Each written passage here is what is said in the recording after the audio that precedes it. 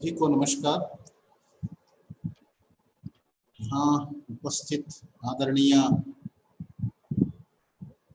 कुलगुरु और भारतीय शिक्षण मंडल के अखिल भारतीय उपाध्यक्ष आदरणीय मनोज जी और यहाँ उपस्थित सभी विद्वत क्षेत्र के स्वनाम धन्य सभी बंधु भगिनी, आप सभी के चरणों में मैं सादर पूर्वक नमस्कार करता हूँ। गोरक्ष प्रांत भारतीय शिक्षण मंडल इकाई और अवध विश्वविद्यालय के तत्वावधान में ये वेबिनार बहुत महत्वपूर्ण विषय पर हो रहा है, इसीलिए मैं आयोजकों को बधाई देता हूँ। कल से बहुत सारे वक्ताएं अपने विचार रखा ही है और विषय जम्मू कश्मीर के और इस नए परिस्थिति के पृष्ठभूमि में होने के कारण कुछ विषयों का पुनरावर्तन भी हो सकता है। फिर भी जो विचार हम बार बार सुनते हैं उसका मन में उस विचार प्रतिष्ठापित हो जाता है। तब इसीलिए बोलते हैं जो श्रेष्ठ विचार बार बार सुनने से वो मन में बैठ जाता है, इसके कारण व्यवहार में उतारने के लिए वो सहयोग बन जाता है। ये भी एक ज्ञान तप, ऐसा मेरा कहना है। इस ज्ञान यज्ञ में, ज्ञान तप में आप सभी सहभागी हो रहे हैं। आपके साथ कुछ समय तक रहने का एक सौभाग्य मुझे प्राप्त हुआ है, इसीलिए इसके लिए जो भी कारण करता है उन सभी को मैं धन्यवाद देता हूँ। 7 जून 2020 जम्मू कश्मीर में पहली बार जम्मू कश्मीर का राज्य ध्वज नहीं फहराया गया। जून 7, 1952 से हर वर्ष वहां स्टेट फ्लैग डे मनाया जाता था, लेकिन पहली बार 7 जून 2020 को 19 तक ये 2019 तक 2020 जून 7 को पहली बार स्टेट फ्लैग डे नहीं मनाया गया। पहले ये स्टेट का ध्वज था जम्मू कश्मीर राज्य का, लाल रंग का और हल्का निशान उसमें और 3 सफेद रंग की समानांतर रेखाएं थी उसमें। ये जम्मू कश्मीर का ध्वज फहराया जाता था और जम्मू कश्मीर के सभी दल के राजनेता इसको राष्ट्रीय ध्वज के साथ समकक्ष सम्मान देते थे। एक देश में 2 निशान रहना, 2 विधान रहना और पहले 2 प्रधान भी हुआ करते थे,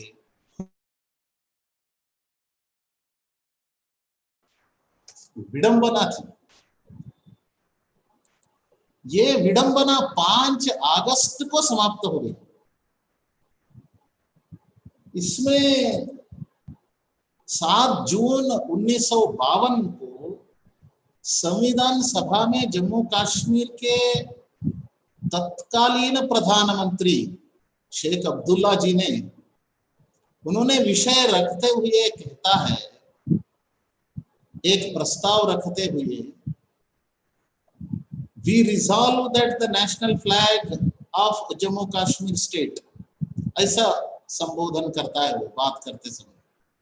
यानी वो the national flag of Jammu Kashmir इस शब्द का उपयोग करता है। उनके चेले बहुत रहते हैं, वो सभी उनके नेतृत्व को मानने वाले, वो सभी इस national flag of Jammu Kashmir इस शब्द का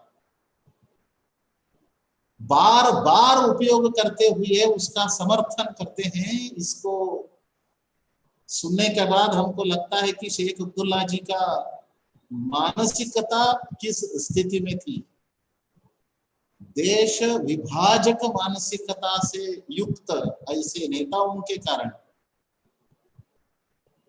जम्मू कश्मीर में जो हालत निर्माण हुई उसको हम झेलना पड़ा। उसी सभा में ऐसे national flag of Jammu Kashmir ऐसा उल्लेख होने के बाद सैयद मीर कासिम प्रस्ताव भी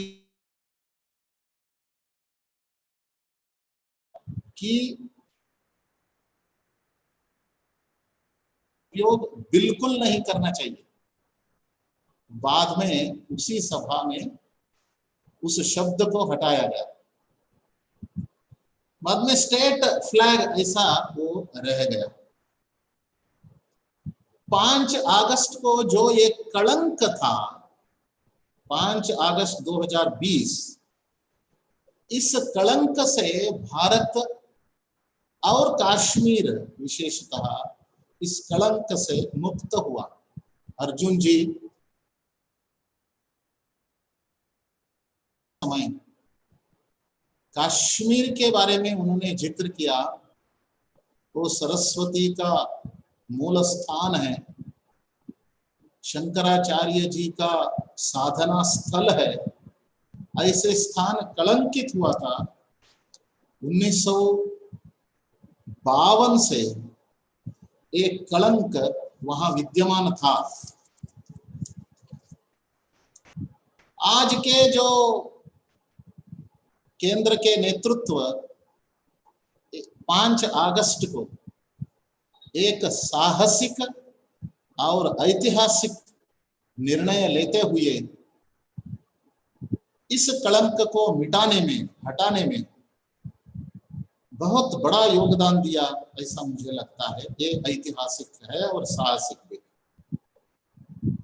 इसमें अनुच्छेद 370 और 35A को निरस्त कर दिया उस दिन। इसके साथ साथ ही जम्मू कश्मीर पुनर्गठन अधिनियम 2019 इस नियम को भी जारी कर दिया। संशोधन बिल ये भी वहां पारित किया गया। अमरनाथ यात्रा 2019 इसका भी पारित किया गया। और पाक अधिग्रहित जम्मू कश्मीर से विस्थापित जो परिवार थे, 5300 परिवार, इन परिवारों को लिए जो सुविधा दी जानी चाहिए था वो परिहार, वो यानी जो पैकेज, उसके बारे में भी निर्णय लिया गया। और बहुत दिनों से जो शेष था, बाकी था, ऐसे जम्मू कश्मीर और लद्दाख में 7वां वेतन आयोग लागू हो गया। ऐसे बहुत बहुत बड़े फैसले वहां इस सिलसिले में किया गया। ऐतिहासिक गलतियों को आज के केंद्रीय नेतृत्व में वो करके दिखाया। इसके कारण दुनिया भर में भारत का सम्मान बढ़ गया। आज के और भी वो 5 अगस्त से लेकर 10 मार्च तक, पहले इसके जो संभावनाएं थी यानी 370 हटाया जाएगा, 370 हटाया जाएगा, ऐसा जो माहौल था देश में 5 अगस्त से पहले, वो जब समाचार मीडिया के माध्यम से प्रकट हुआ, तब जम्मू कश्मीर के नेताओं ने इतनी धमकियां दी, आप सभी जानते ही हैं। यदि 370 को स्पर्श करेंगे, देश में आग आग लगेगी, रक्तपात हो जाएगा। ऐसे बहुत सारे जिस प्रकार के बयान नहीं देना चाहिए था, उस प्रकार के बयान देने में लगे हुए थे। लेकिन हम सभी देखते हैं 5 अगस्त जो 370 और 35A ये निरस्त हो गया, क्या हुआ देश में? शांति बनाई रही, बड़े आतंकी घटनाएं नहीं घटी, देश पूरा देश एक होकर इसका साथ दिया और इसको देश हजम करने में सफल हो गया। कश्मीर में भी लोग इसके स्वागत किए और इसको स्वीकार किया, इसका हजम भी किया। और गृह मंत्रालय के रिपोर्ट के अनुसार 5 अगस्त से लेकर 10 मार्च तक केवल छोटे मोटे ऐसे 79 आतंकी घटनाएं घटी और सुरक्षा बलों ने 49 ऐसे आतंकियों को मार गिराया। 10 मार्च के बाद घाटी में सुरक्षा बलों ने ऐसे आतंकियों की सफाई की लगातार कर रही है। पिछले 60% कमी आई है। ये बहुत बड़ी सफलता है। जैसे ऐसे ऐतिहासिक घटनाओं के बारे में जब हम सुनते हैं, उसके कारण क्या परिवर्तन आया, उसके बाद की सामाजिक राजनैतिक ऐसे जीवन में क्या परिवर्तन हमको देखने मिल रहा है, ऐसा यदि हम सोचते हैं तो पृष्ठभूमि सोचना चाहिए। कष्ट के दिनों का यदि स्मरण रहता है, तब सुख के दिनों में जो परिवर्तन आया है उसका अनुभूति और वो अच्छे ढंग से हो जाता है। 370 धारा 370 ये अवैध रूप से भारत के संविधान में जोड़ा गया था। ये सभी के जो संविधान के निर्माता है उनके मन में ऐसे एक 370 के समान जो अनुच्छेद है, इस अनुच्छेद को संविधान में जुड़ने की मन नहीं था, संकल्प नहीं था, सोच नहीं था। ये पंडित नेहरू जी अपने परम मित्र शेख अब्दुल्ला जी को संतुष्टि करने के लिए और शेख अब्दुल्ला जी के जो अलगाववादी मानसिकता और अग्रेसिव नेचर, इसके कारण ये 370 अवैध रूप से संविधान में जोड़ा गया। इसके कारण विकास रुक गई। जम्मू कश्मीर जो भारत का शीर्ष था, शीर्ष था, हर दृष्टि से कट गई। ऐसा ही उस 370 अनुच्छेद का विवरण था। जम्मू कश्मीर राज्य के अनुमति के बिना केंद्र सरकार नाम, क्षेत्रफल और सीमा को नहीं बदल सकता था। केवल 3 मामले, 3 विषय केंद्र के साथ जुड़ा हुआ था, बाकी सभी राज्य के हाथ में थे। रक्षा, विदेशी मामले और दूरसंचार। इन तीनों विषयों में जम्मू कश्मीर में केंद्र सरकार अपना उपक्रम चला सकते थे, लागू कर सकते थे। बाकी सभी विषयों पर राज्य सरकार का ही कब्जा था। जम्मू कश्मीर का अपना ही एक संविधान इस अनुच्छेद के कारण निर्माण हुआ। भारत सरकार उस संविधान को हाथ नहीं लगा सकता था, केवल राज्य सरकार ही अपना संविधान को चला सकता था। 2 झंडे एक देश में और 2 संविधान और 2 प्रधान भी इसके कारण वहां निर्माण हुए। एक बहुत बड़ी विडंबना ही थी। देश के किसी और राज्य के व्यक्ति वहां नागरिक, देश के अन्य राज्यों के नागरिक वहां संपत्ति नहीं खरीद सकते थे। लोगों को 2 प्रकार की नागरिकता दी जाती थी, जम्मू कश्मीर की एक नागरिकता और भारत की एक नागरिकता। यदि कश्मीरी महिला भारत के किसी अन्य राज्य के व्यक्ति के साथ शादी कर लेती है, तब उसकी जम्मू कश्मीर, लेकिन पाकिस्तानी नागरिक से यदि शादी कर लेती है, तब उसकी जम्मू कश्मीर की नागरिकता उसके ऊपर असर नहीं पड़ता था। और एक विचित्र था कि यदि पाकिस्तानी लड़का किसी जम्मू कश्मीर की लड़की से शादी करता है, तो उस पाकिस्तानी लड़के को जम्मू कश्मीर भारत की नागरिकता मिल जाता था।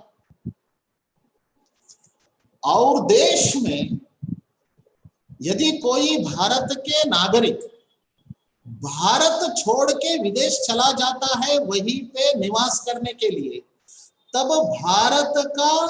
भारत की नागरिकता उसकी खत्म हो जाती थी।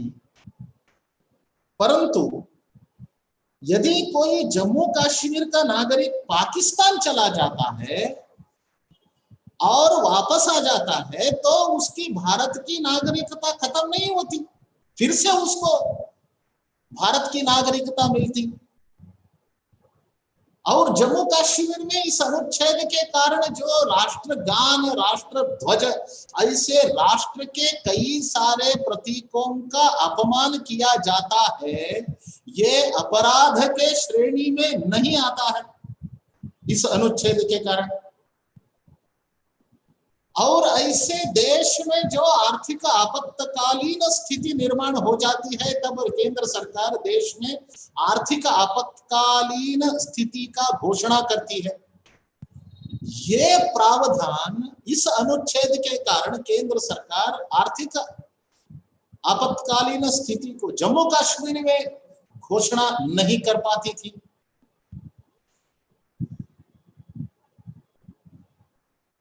भारत के संविधान में किसी प्रकार के संशोधन जो किया जाता है, इन संशोधन जम्मू कश्मीर में लागू नहीं कर पाता था केंद्र सरकार। और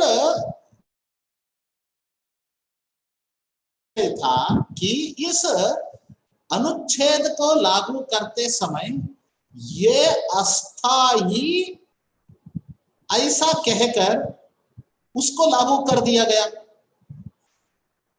और संसद में इसकी चर्चा न होते हुए राष्ट्रपति के आदेश के द्वारा इस अनुच्छेद को संविधान में जोड़ा गया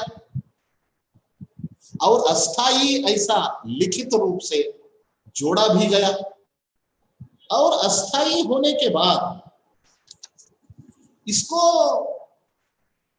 कालांतर में इसको निकालना चाहिए था, लेकिन जो अलगाववादी मानसिकता और शेख अब्दुल्ला जी के बारे में जो पंडित नेहरू जी के मन में जो प्रेम था, आत्मीयता थी, इसके कारण, मोह के कारण, आत्मीयता से भी ज्यादा मोह के कारण इसको हटाया नहीं गया। इसके कारण ये एक रोग के रूप में, एक बीमारी के रूप में अपने केंद्र के नेतृत्व स्वराज्य प्राप्ति के बाद उसको पलने दिया। ये अनुच्छेद 370 जो संविधान के निर्माता हैं उनके आशयों के खिलाफ भी था। जो आदरणीय डॉक्टर बाबा साहेब अंबेडकर जी चाहते थे, उनकी कल्पना और उनकी स्वप्न के विरोध में ये अनुच्छेद था। उस स्वप्न को, उनकी आशयों को, उनकी इच्छाओं को ठुकराते हुए इस अनुच्छेद को लागू किया गया था। इस वहां के लोग इस 370 और 35A के शिकार हुए। जो स्थायी थे 1857 में वहां के तत्कालीन सरकार के द्वारा ही पंजाब से सफाई कर्मचारी जम्मू कश्मीर को बुलाया गया। लेकिन बुलाया तो गया, वहां के सफाई काम करने के लिए बुलाया गया। वो अनुसूचित जाति के लोग थे। वो 5 अगस्त 2019 तक वो सभी पंजाब से आए हुए और स्थायी जम्मू कश्मीर में अपने जीवन बसाए थे। इन सभी लोगों को अधिकार से वंचित किया गया था। कितना अमानवीय था। मानव अधिकार से ये विरोधी थे। ये सभी नियम विरोधी थे। जैसे उनको चुनाव में लड़ने का प्रावधान नहीं था, ऐसे सभी जो सफाई कर्मचारी थे अनुसूचित जाति के, को भी वो पढ़ा लिखा है तो भी आश्चर्य देखिए कितना विचित्र है, कितना अमानुष और अमानवीय नियम है कि पढ़े लिखे होते हुए भी उन सफाई कर्मचारियों के बच्चों को उच्च शिक्षा प्राप्त करना वो कर नहीं पा सकते थे और सरकारी नौकरी नहीं कर पाते थे, चुनाव नहीं लड़ सकते थे। सफाई कर्मचारी हो, उनके बच्चे हो, वो वोट भी नहीं डाल सकते थे। यानी वो मनुष्य ही नहीं है ऐसे माना जाना चाहिए। ऐसा नियमों का समुच्चय था 370 और 35A।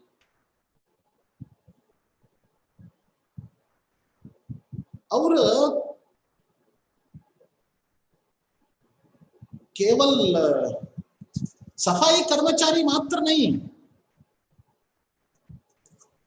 महिला भी इससे शिकार थे। महिला अधिकारों के शोषक के रूप में 370 वहां विद्यमान था और 35A। देश भर में और दुनिया भर में पुरुष और मनुष्य के बीच ही भेद कभी भी नहीं करना चाहिए। मनुष्य एक ईश्वर का अंश है। हम मनुष्य को देखने की दृष्टि अपने देश की ही एक अनोखा दृष्टि है। दुनिया में मनुष्य को किस दृष्टि में देखने की दृष्टि है, उसकी तुलना में अपने देश में मनुष्य को देखने की दृष्टि एक अनोखा है। हम मनुष्य को कमर्शियल इकाई के रूप में हम नहीं देखते, इच्छाओं के समुच्चय के रूप में हम नहीं देखते, हम मनुष्य को ईश्वर के अंश के रूप में देखते हैं। ईश्वर के अंश के रूप में देखने के कारण किसी मनुष्य के मध्य भेद दृष्टि नहीं रहना चाहिए। ये भेद दृष्टि पाप है ऐसे समझना। अब हम समझते हैं अपने देश में ये अपनी संस्कृति है। पुरुष और महिला के बीच भेद करना ये भी महापाप है।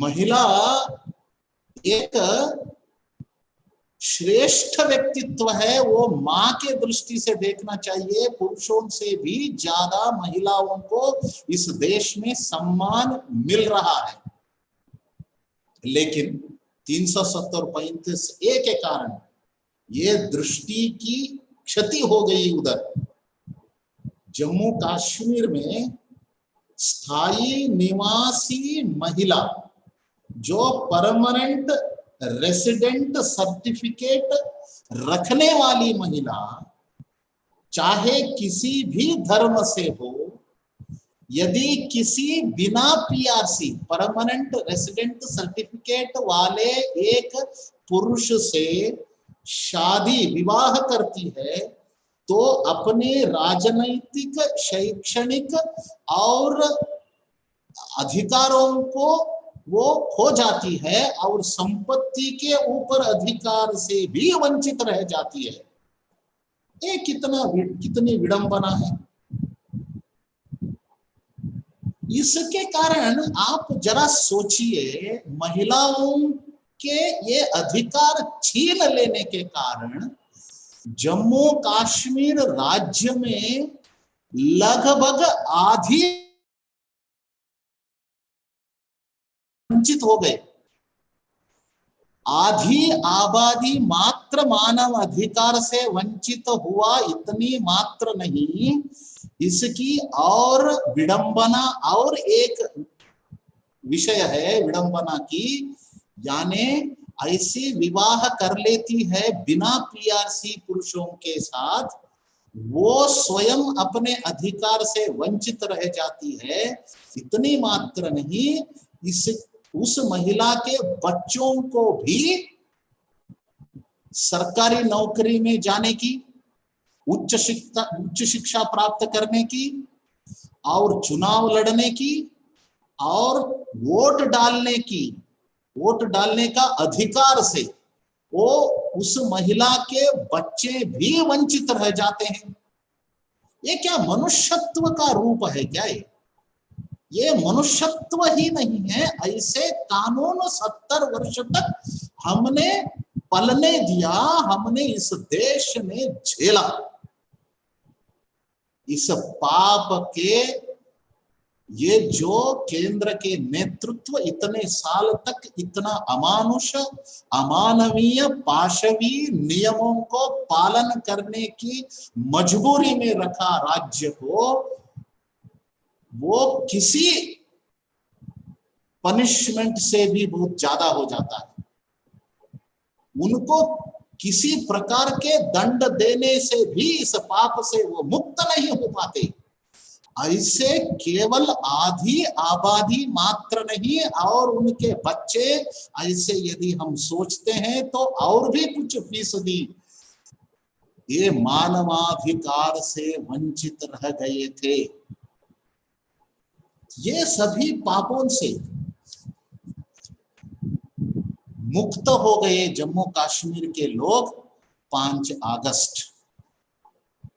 अगस्त के बाद जो सांस लेने के लिए एक शुद्ध हवा मिल गई, यानी एक नया जीवन, जम्मू कश्मीर के लोगों के लिए 5 अगस्त 2019 से प्राप्त हुआ, जो डरा रहे थे, जो धमकी दे रहे थे, रक्तपात करने की धमकी दे रहे थे और पड़ोसी देशों के मदद से देश भर में आतंकी घटनाओं को संचालन करने की धमकियां दे रहे थे, ये सभी कहां गए अभी? ये 2 कारणों से हुआ। संवेदनशील सरकार और सक्रिय और संगठित समाज, ये दोनों के कारण जम्मू कश्मीर में 370 जो अनुच्छेद और 35A को हटाया गया, उसको पूरा देश संगठित रूप से उसको खड़े होकर, इसके विरोध में खड़े होकर इसको हजम कर दिया। संगठित समाज ही ऐसी बीमारी को निपटा सकता है और संवेदनशील दृढ़ इच्छा शक्ति का सरकार, संवेदनशील सरकार और सक्रिय समाज, इन दोनों के समन्वय के कारण ये ऐतिहासिक घटना घट सकी। अभी विकास की यात्रा में जम्मू कश्मीर चल पड़ेगी। जो अमरनाथ यात्रा, लाखों लोग 20% ज्यादा यात्री इस बार अमरनाथ यात्रा पे जुड़े और शांतियुत रूप से इस यात्रा चल पड़ी और जीवन सामान्य होते जा रहा है।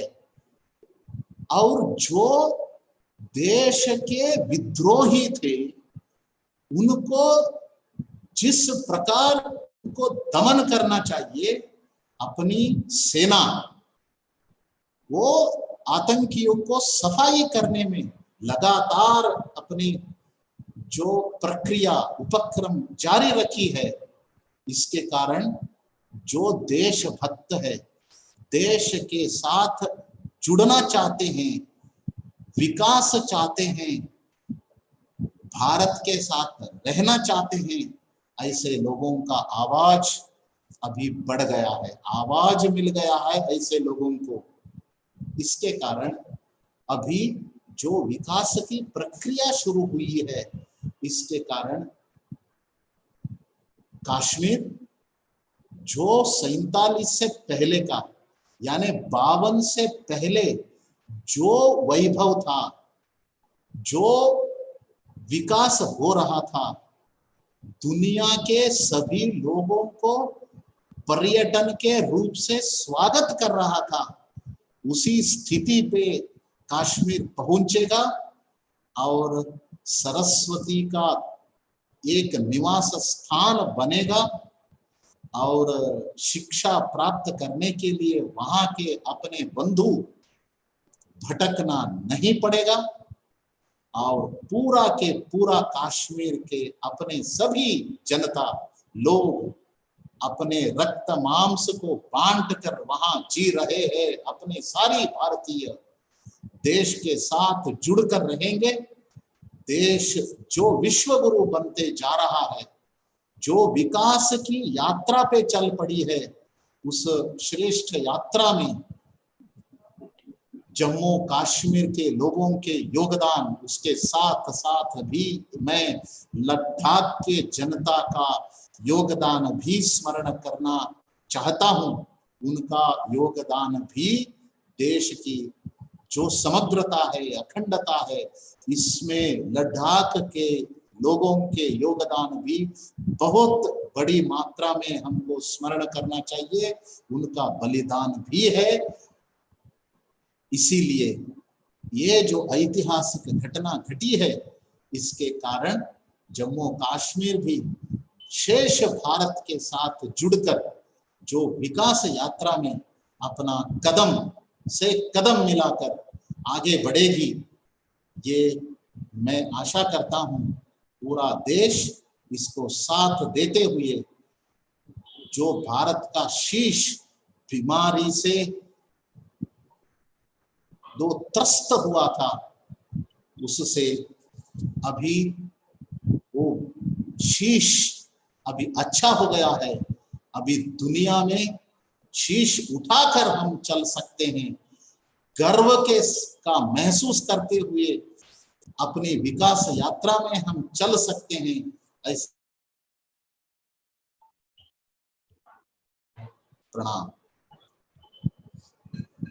धन्यवाद भाई साहब।